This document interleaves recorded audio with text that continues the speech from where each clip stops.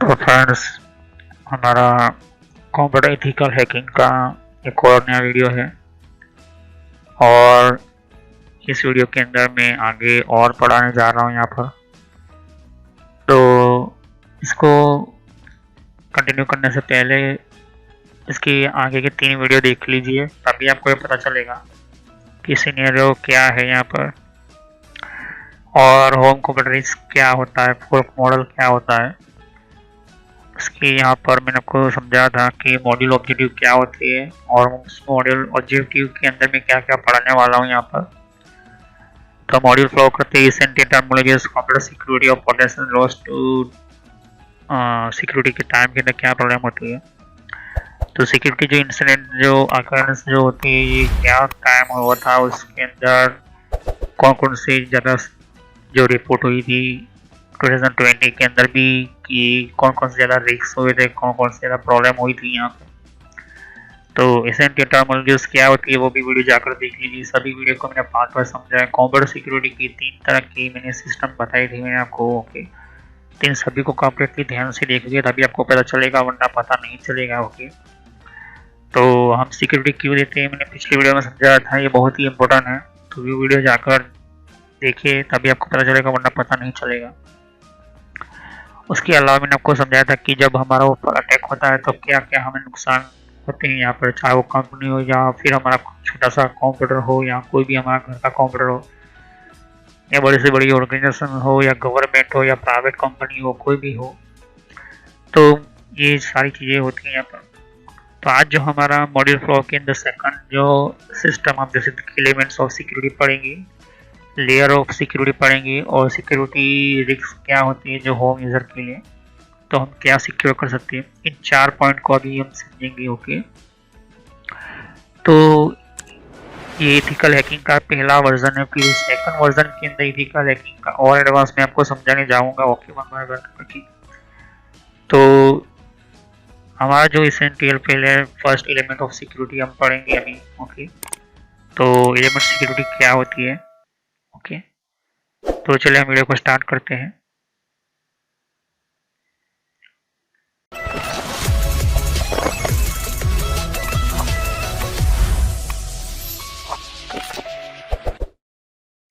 तो friends, video start करने से पहले मैं आपको बताना चाहता हूँ कि यूट्यूब पर मैंने कुछ और नए चेंजेस किए यहाँ पर मेरे चैनल के ऊपर। तो यहाँ पर आपको यहाँ आना है और यूट्यूब ओपन कर लेना है, या तो फिर आपके पास मोबाइल हो तो मोबाइल की एप्लीकेशन ओपन कर लेनी है और फिर यहाँ पर लिखना है कंप्यूटर नॉलेज एंड ट्रेनर। तो ये जो एक मेरा नाम चेंज कर दिया है मेरे चैनल का, क्योंकि ये आपको बहुत ही अच्छी तरह से समझ में आए। तो पहले यहाँ पर देख सकते हो कि जैसे मैं ये एंटर करता हूँ नेम, तो मेरे सामने एक ये जो देख सकते हो कि सामने ये मेरा लोगो है चैनल का। तो जो पुराने मेरे वीडियोस है उसके लिए भी मैंने यहाँ पर जो है नेम पुराना रखा हुआ है, लेकिन अभी ये मैं पुराना नेम हटाकर देख सकते हो कि पुराने जो मेरे वीडियो से या तो फिर आप कन्फ्यूज ना हो इसलिए यही मैंने रखा है, लेकिन आपको सर्च करना है इसी तरह से। तो ये एंटर करने के बाद आपको यहाँ पर अगर आपने सब्सक्राइब नहीं किया सब्सक्राइब कर लीजिए और सब्सक्राइब करने के बाद आपको बेल आइकन पर क्लिक करना है, जिससे जो भी मैं नई वीडियो अपलोड करूँगा आपको पता चल जाए कि किस टॉपिक पर है। और यहाँ पर प्लेलिस्ट पर जैसे क्लिक करोगे तो यहाँ पर आपको बहुत सारी प्लेलिस्ट के अंदर आपको मिलेगी। ओके, बहुत सारे अलग तरह की कोर्सेज मिलेंगे। प्लस यहाँ पर आप देख सकते हो कि बेसिक नॉलेज के लिए भी आपको मिलेगी। यहाँ पर आप देख सकते हो कि बेसिक कंप्यूटर्स के लिए। तो मेन जो चीज़ें है यहाँ पर देख सकते हो कि कुछ मैंने पहले आपको विंडोज 7 का बेसिक आपको प्लेलिस्ट ओपन करना होगा, लेकिन मैं यहाँ पर आपको बेसिक कंप्यूटर्स के ऊपर क्लिक करके बताता हूँ। तो ये जो है यहाँ पर थोड़ी सी जानकारी बताएगी किस तरह से ड्राइवर को इंस्टॉल करना है, विंडोज 7 के अंदर कौन कौन से फीचर्स है। जो नए कंप्यूटर को सीखना चाहते हैं या फिर उनको पता ही नहीं है कि क्या है यहाँ पर इन कंप्यूटर के अंदर, कंप्यूटर के सिस्टम के अंदर 7 विंडोज है, 8 विंडो 8.1 विंडो 10, इन सभी की मैंने प्लेस बना कर रखी हुई है। प्लस मैंने यहाँ पर देख सकते कि यहाँ पर क्या ऑपरेटिंग सिस्टम है, किस तरह से इंस्टॉलेशन करना है, ये प्लेलिस्ट आपको मिलेगी। ओके, तो इस प्लेलिस्ट के अंदर भी आपको अलग तरह की इंफॉर्मेशन, ये इम्पोर्टेंट है आपके लिए। तो ये प्लेलिस्ट चेक कीजिए। सभी वीडियो पार्ट वाइज होती है, सभी वीडियो मेरी जो होती है वो इंफॉर्मेशन वाइज होती है। पेटीएम, मिंत्रा, याहू, ट्विटर क्या होती है, ट्विटर के कौन कौन सिक्योरिटी फीचर कौन कौन से, फेसबुक क्या है, फेसबुक के अंदर कौन कौन से फीचर्स वगैरह होते हैं, यहाँ पर मैंने बताया यहाँ पर। तो यहाँ पर आपको देख सकते हैं कि और भी बहुत सारे आपको बेसिक कंप्यूटर यूज़र पर क्लिक करना है, यहाँ पर बेसिक कंप्यूटर नॉलेज के ऊपर, क्योंकि ये बहुत ही इम्पोर्टेंट है। और जब तक आपको कोई कंप्यूटर की नॉलेज नहीं तब बेसिक पे ही स्टार्ट कीजिए। ओके, तो ये इम्पोर्टेंट है आपके लिए, तो ये बहुत ही इम्पोर्टेंट है। ओके, तो चलिए हम वीडियो को स्टार्ट करते हैं।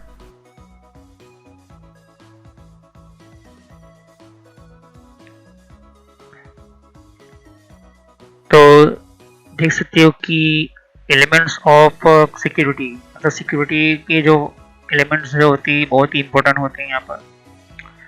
तो पहला जो है कॉन्फिडेंटली, मतलब इतनी हाई लेवल की जानकारी जो, मतलब कि इसके बिना आपका कोई कंपनी या कोई भी इम्पोर्टेंट पार्ट जो होती है वो क्या होती है, वो सिर्फ ऑथोराइज पर्सन ही यूज़ करे। तो ये कॉन्फिडेंशियली एक ऐसा इम्पोर्टेंट पार्ट्स होते हैं यहाँ पर। तो confidentially is ensuring that information accessible only those authorise to have access. तो ये जो पहला पॉइंट है, इसमें ये चीज़ है कि आपकी जो ऐसी इंफॉर्मेशन हो जो सिर्फ किसी खास तरह के पर्सन के लिए हो, बाहर का कोई भी आदमी उसको एक्सेस ना कर पाए। जैसे कि सर्वर इंजीनियर होते हैं, उनका यूज़र नेम वो पासवर्ड अलग अलग रखते हैं, यहाँ पर उनके डेटा अलग रखते हैं वो। और कोई भी सर्वर के अंदर चेंजिंग वगैरह करना आता है तो उन्हीं की डिपार्टमेंट जो होते हैं, जो इंजीनियर डिपार्टमेंट होते हैं सर्वर की टेक्नोलॉजीज, वही सिर्फ इसको कंट्रोल कर सके। और इसीलिए इसको यूजर नेम पासवर्ड जो होते हैं वो उनके ही टीम को मिलता है, दूसरे को नहीं। तो ये होता है कॉन्फिडेंशियल। दूसरी जो कंपनीज के अंदर, मतलब कि उसी कंपनी के अंदर दूसरे जो अलग डिपार्टमेंट होते हैं, जैसे कि purchase department, selling department, execution department, design department. तो डिजाइनिंग कोई करता है, कोई इंजीनियर किसी सॉफ्टवेयर के अंदर, कोई प्रोग्राम के अंदर, तो उसका जो डेटा जो होता है वो उसी को मिले, दूसरी कोई डिपार्टमेंट में ना जाए। तो इसके अंदर ऑथोरिटी होती है यहाँ पर, वो इम्पोर्टेंट होती है, तो उसको एलिमेंट्स बोलते हैं। जैसे कि यहाँ पर एक एग्जांपल दिया है ISO 17799, इस तरह का यहाँ पर स्टैंडर्डाइजेशन होगा यहाँ पर, मतलब कि आपने उस चीज़ को आपने ऑथोराइज किया हुआ है, उसका लाइसेंस लिया हुआ है, तो इसको कहते हैं कॉन्फिडेंशियल, बहुत ही इम्पोर्टेंट है। अब यहाँ पर ऑथेंटिसिटी जो होती है, वो ऑथेंटिसिटी क्या होती है? तो authenticity is the identification and assure of the original of information. तो कोई भी चीज़ आप क्रिएट करते हो, जैसे कि गूगल की सर्वर्स के अंदर बहुत सारे अलग प्रोडक्ट्स क्रिएट किए, और जिन्होंने अलग तरह की सिस्टम बनाए तो उन्होंने गूगल से डील करके उन्होंने गूगल को बेचा। जैसे कि यूट्यूब क्रिएट करने वाले कोई 3 दूसरे इंजीनियर्स थे, उन्होंने यूट्यूब क्रिएट किया, यूट्यूब थोड़ा चला, लेकिन यूट्यूब को गूगल ने परचेज किया। जैसे कि व्हाट्सएप कंपनी की बात की जाए तो व्हाट्सएप जो है वो किसी और इंजीनियर ने डेवलप किया, लेकिन फेसबुक कंपनी ने अपना वो पूरा एक्सेस ले लिया, उसको मतलब उसको परचेज के लिए, मतलब उसको खरीद लिया। तो खरीदने के बाद क्या होता है कि उसकी आइडेंटिफिकेशन या तो एश्योरनेस, ओरिजिनल इंफॉर्मेशन उसके पास रहे, इंपॉर्टेंट ये चीज़ें होती हैं यहाँ पर। ओके, उसके अलावा आप कोई वेबसाइट लेते हो तो इस वेबसाइट की आपकी पास इंफॉर्मेशन होनी चाहिए, दूसरी चीज़ की ऑथराइजेशन होना चाहिए, उसका डोमेन नेम आपका रजिस्टर होना चाहिए, तो इसको कहते हैं ऑथेंटिसिटी। ओके, अब दूसरा होता है इंटेग्रिटी। मतलब इंटेग्रिटी क्या होती है? तो इंटेग्रिटी एक ऐसा आपको समझ देता हूँ, ये सभी चीज़ें बहुत ही इंपॉर्टेंट है यहाँ पर। तो integrity ensuring that the information accrue, complete, reliable and it's in original form. तो इंटेग्रिटी उसे कहते हैं कि आप श्योर हो कि इंफॉर्मेशन जिससे मिली है आपकी वो कंप्लीट है, वो पूरी रिलायबल है उसके लिए, और ओरिजिनल फॉर्म में है। क्योंकि कभी कभी कुछ ऐसे डॉक्यूमेंट होते हैं जो इसको कॉपी बनाकर उसके अंदर अलग अलग तरह की मिस यूज किया जाता है, उसका मिस गाइड करने के लिए, या तो फिर उसकी fake same to same copy बनाई जाती है यहाँ पर। तो अगर आपने ध्यान से देखा होगा कि कोई भी हमारी वेबसाइट ओपन होती है तो यहाँ पर HTTPS ऐसा लिखा हुआ होता है ब्राउजर के ऊपर। तो ऐसा ना हो इसलिए इसके लिए यहाँ पर पैडलॉक रखा जाता है, उसके अंदर पूरी इंफॉर्मेशन होती है कि ये वेबसाइट किसकी है, किस तरह की है। तो ओरिजिनल फॉर्म में हो इसलिए यहाँ पर इसको इंटीग्रिटी बोला जाता है यहाँ पर। अब यहाँ पर तो अवेलेबिलिटी होती है यहाँ पर। तो अवेलेबिलिटी क्या होती है? Availability is ensuring that information accessible authorised person when required without delay. अब ये अवेलेबिलिटी का नाम से उसका काम पता चलता है कि जो इंफॉर्मेशन आपके पास है, जैसे कि आधार कार्ड है, ओके, तो आधार कार्ड की information centre government UIDAI website के ऊपर होती है, यहाँ पर पूरी जानकारी उसके पास होती है यहाँ पर, और उसी के थ्रू आप लॉगिन करते हो यूजर नेम पासवर्ड डालकर, या तो फिर आपका आधार कार्ड और उसका कैप्चा भरते हो उसका। जब भी आप लॉगिन करते तो आपकी सामने पूरा जो लिस्ट खुलकर आता है। तो कोई भी पर्सन हो जो ऑथराइज है उस सिस्टम के अंदर, तो उसको बिना देरी से वो उसको मिल जाना चाहिए। तो एलिमेंट्स ऑफ सिक्योरिटी मतलब सिक्योरिटी की इतने पार्ट्स जो होते हैं वो आपको इम्पोर्टेंट होते हैं यहाँ पर। अब नॉट रिप्रोडक्शन मतलब रिप्रोड्यूशन क्या होता है? अब नॉट रिप्रोड्यूशन क्या होता है कि ensuring that party to a contract or communication can not deny the authenticity of their signature on document. तो सही में कोई भी पार्टी हो, सामने वाले से आप कॉन्ट्रैक्ट लेते हो कि मैं आपका ये कॉन्ट्रैक्ट लेता हूँ और 15 से 20 सर्वर मेरे आपके सिस्टम के अंदर लगाना चाहता हूँ, लगाने के बाद कम्युनिकेशन वगैरह जो करता है, तो कम्युनिकेशन भी डिले मतलब कि डिनाई ना होना चाहिए। मतलब कि दोनों के बीच अगर कोई दोनों कंपनी एक दूसरे के साथ डील करती है तो इसकी ओरिजिनल ऑथेंटिकेशन करने वाले जो CEO होते हैं, उसके अंदर ऑथराइज करने बोर्ड मीटिंग वगैरह जो होती है, अलग अलग कंपनीज जो होती है, जैसे कि अभी इलोन मस्क ने ट्विटर के साथ एक कॉन्ट्रैक्ट किया और ट्विटर को परचेस किया है मेरे ख्याल से। तो वो सिग्नेचर के ऊपर जो डॉक्यूमेंट के ऊपर सिग्नेचर होती है बहुत ही ऑथेंटिकेशन होना चाहिए, क्या वो सही सिग्नेचर है या तो इसकी कोई इंपॉर्टेंट पार्ट्स जो होती है वो कोई भी कम्युनिकेशन को डिनाई ना कर सके। अगर कोई एक गवर्नमेंट दूसरी गवर्नमेंट के साथ कम्युनिकेशन करती है, जैसे कि अमेरिका की गवर्नमेंट इंडिया से कम्युनिकेट करना चाहती है, तो उसके अंदर डिनाई ना हो, मतलब कि वो उसको मतलब कि कैंसिल ना कर सके। अगर वो कैंसिल करना है तो उसका रीज़न उसको पता होना चाहिए, और जो भी बात कर रहे हैं ऑथेंटिकेशन उसका सही पर्सन होना चाहिए सिग्नेचर, ओके। तो इसको कहते हैं सिग्नेचर ऑन डॉक्यूमेंट कहते हैं यहाँ पर, ओके। तो नेक्स्ट अभी देख सकते हैं कि द सिक्योरिटी फंक्शनलिटी बहुत ही इंपॉर्टेंट है।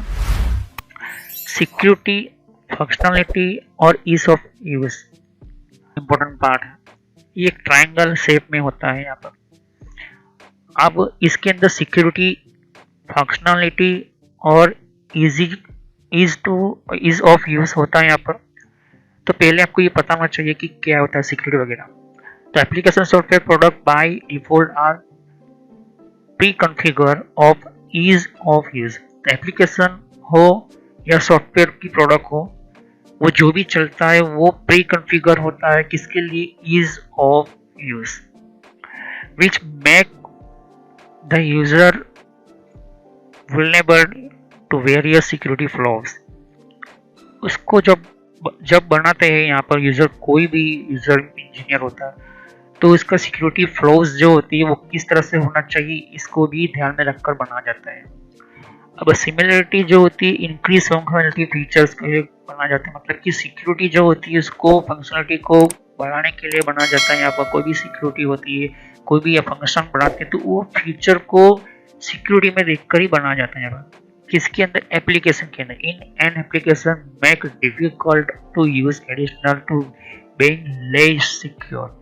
तो जितना भी हो वो कम से कम हाई लेवल का परफॉर्म करें और उसके अंदर डैमेज भी कम हो, उस तरह से इसको सिक्योरिटी बनाई जाती है। तो यहाँ पर देखिए कि सिक्योरिटी की जो प्रोसेस जो होती है कुछ इस तरह से होती है।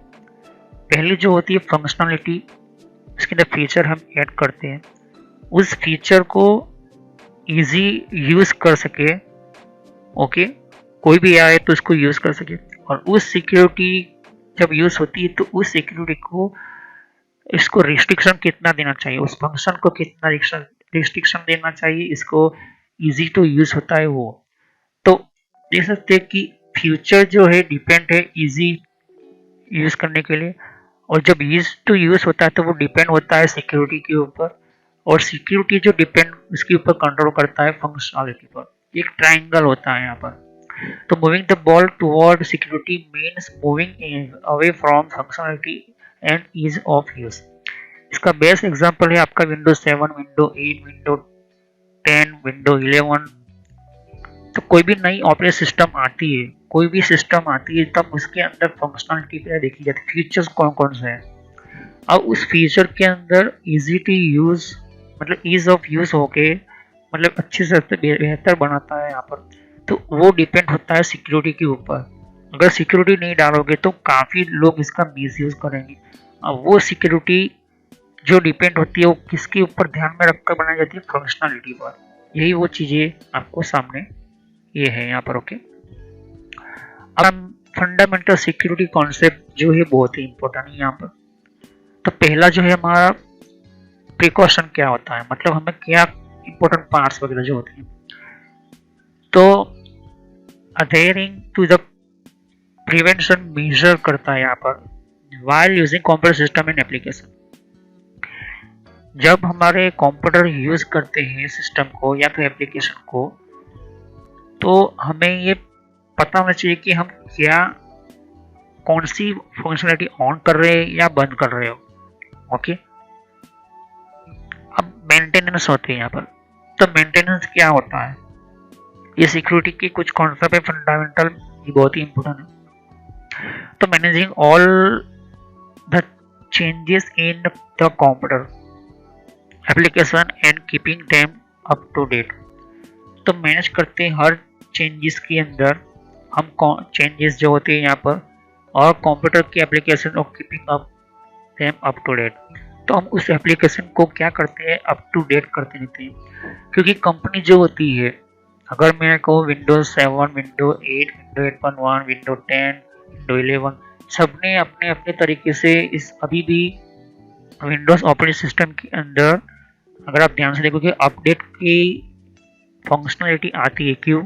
क्योंकि हर कंप्यूटर इंजीनियर जो होते हैं वो अपने सर्वर के अंदर वो नए नए कोड जनरेट करते हैं, नए नए सिक्योरिटी के फंक्शन, उसकी प्रोसेस, उसका वर्कआउट, उसका एप्लीकेशन सिस्टम, कंप्यूटर सिस्टम, उसके अलावा नेटवर्किंग ऑथोरिटी वगैरह जो होती है, बहुत सारी अलग अलग उसके सेटिंग्स वगैरह जो है वो अपडेट करते रहते हैं अपने सर्वर के अंदर।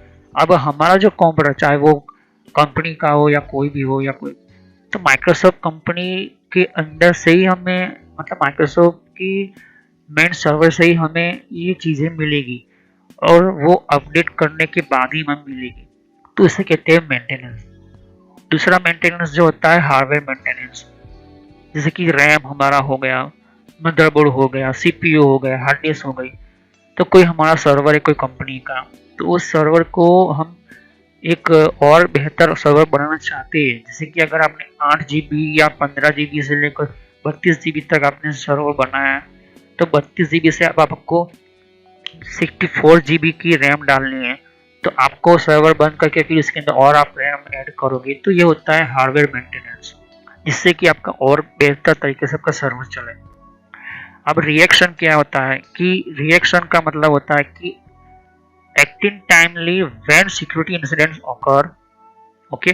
तो सिक्योरिटी की जो टाइम टू टाइम जब इंसिडेंट्स होते हैं यहाँ पर, तो इसका रिएक्शन आपको इम्पोर्टेंट होता है कि क्या आप एक्शन लोगे। ये बहुत ही इंपॉर्टेंट होता है कि जब भी हमारा कोई कंप्यूटर जो होता है, वो बेसिकली मैं नेक्स्ट वीडियो जो सेकंड मॉड्यूल में पढ़ाऊंगा CSCO का PT आपको पावर पॉइंट के अंदर, तब मैं आपको समझाऊंगा कि हर सेकंड टाइम के अंदर, सेकंड मॉड्यूल के अंदर मैं आपको प्रैक्टिकल सब कुछ समझाऊंगा। वे अभी तो हमारा जो फर्स्ट मॉड्यूल है उसके अंदर ये बहुत ही अलग अलग तरह की सिक्योरिटी वगैरह जो मैं आपको इन्फॉर्मेशन दे रहा हूँ यहाँ पर। ओके, तो ये बहुत ही इम्पोर्टेंट होता है यहाँ पर। ओके, तो नेक्स्ट वीडियो में हम सीखेंगे कि लेयर ऑफ सिक्योरिटी क्या होती है, सिक्योरिटी की कितने तरह की लेयर होती है, और इस लेयर के ऊपर हम क्यों इम्पोर्टेंट डिपेंड है। तब तक के लिए thanks for watching my video. Next time I will continue layer of security. सभी वीडियो को पार्ट वाइज देखिए वरना आपको पता नहीं चलेगा, क्योंकि ये कंप्यूटर इथिकल हैकिंग है। ओके, और मैं हैकिंग की भी वीडियो लेकर आऊँगा, वन बाय वन करके हम हैक भी करेंगे, उसको बचना भी। अभी हमें पहले बचना सीखना है। ओके, तो हमें अभी जो मेरा पहला ये जो मॉडल है उसके अंदर पूरी जानकारी दे रहा हूँ कि सिक्योरिटी क्या होती है, हैकिंग क्या होती है, अगर हैकर हैक करता तो क्या प्रॉब्लम होती है, हर तरह की सिक्योरिटी किस तरह की होती है, हर सिक्योरिटी किसके ऊपर डिपेंड होती है, इसका फंक्शनलिटी वगैरह जो होती है, हैकर क्या क्या कर सकता है, वो भी बहुत कुछ होती है। मैंने आपको समझा दिया था पिछले इस वीडियो के अंदर। तो अभी हम नेक्स्ट वीडियो में लेयर ऑफ सिक्योरिटी के बारे में बात करेंगे। ओके, तो तब तक के thanks for watching my video. Have nice day. Next time I will continue what is the layer of security. So thank you. देख सकते हो कि यहाँ पर और भी एक जैसे कि विंडो 10 के लिए भी अलग मैंने प्लेलिस्ट बना रखी हुई है। तो विंडो 10 के अंदर भी आप अलग अलग तरह की इन्फॉर्मेशन, जैसे कि विंडोज 10 के अंदर भी, तो विंडो 10 की भी आपको जानकारी मिलेगी यहाँ पर। डिफरेंट टाइप की अलग तरह की विंडो 10 की यहाँ पर सीरीज है। ओके, तो हर विंडो 10 के अंदर कौन कौन सी सेटिंग्स होती है, किस तरह की सेटिंग्स होती है, विंडो 10 के अंदर कौन कौन सी फीचर्स होती है, ये भी रखा हुआ है यहाँ पर। ओके, तो यहाँ पर आपकी विंडो 10 के अलावा कंट्रोल पैनल भी है।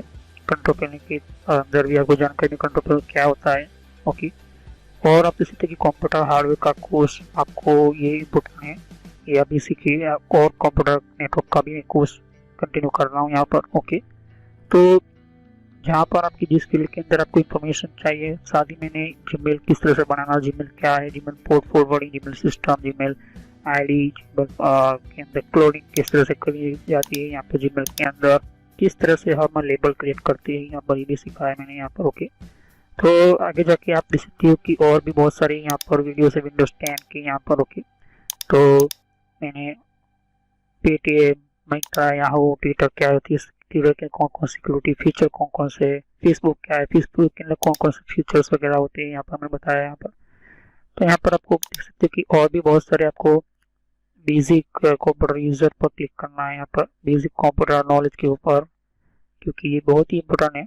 और जब तक अपना आपको कोई कंप्यूटर की नॉलेज नहीं तो आप बेसिक पे ही स्टार्ट कीजिए। ओके, तो ये इम्पोर्टेंट है आपके लिए। और कुछ में फ्रॉड कॉल वगैरह होते हैं, कुछ वेबसाइट, कुछ कमांड के अंदर क्या करना है, कम फायरवॉल किस तरह से यूज़ करना है, ये भी मैं बताया यहाँ पर। तो मैं आगे नेक्स्ट लेवल पर बताऊंगा। ओके, एंड्रॉइड का भी मैंने समझाया, एंड्रॉइड मोबाइल फ़ोन के अंदर क्या होती है किस तरह से। तो वीडियो पर जैसे क्लिक कर तो बहुत सारे आपको वीडियोस मिलेंगी, लेकिन मैं कहूँगा कि आप प्ले लिस्ट में जाकर ही हर तरह की यहाँ पर वीडियोस को कंटिन्यू करें। ओके, तो सभी वीडियोस जो होती है पार्ट वाइज होती है। ओके, तो हर पार्ट के अंदर आपको अलग तरह की नॉलेज मिलेगी। ओके, और कोई भी क्वेश्चन होता है आप मुझे कर सकते हो। अभी ये जो मेरा नेम है वो पुराना नेम है क्योंकि मैंने रखा हुआ है, लेकिन जो रियल नेम है आपको इस तरह से सर्च करना है यूट्यूब की प्लेलिस्ट के अंदर, आपके मोबाइल के अंदर, और आपके कंप्यूटर के अंदर भी आप यूट्यूब चलाते हो तो इस तरह से आपको कंप्यूटर नॉलेज ट्रेनर यही नाम एंटर करना है। लेकिन मैं पुराना नाम इसलिए रखा हुआ है क्योंकि आपको पता चले कि ये दोनों चैनल एक ही है मेरी। ओके, तो thanks for watching my video. Have nice day. Next time I will continue new topic, मैं नए कंप्यूटर में कंटिन्यू करूंगा। ओके, तो थैंक यू।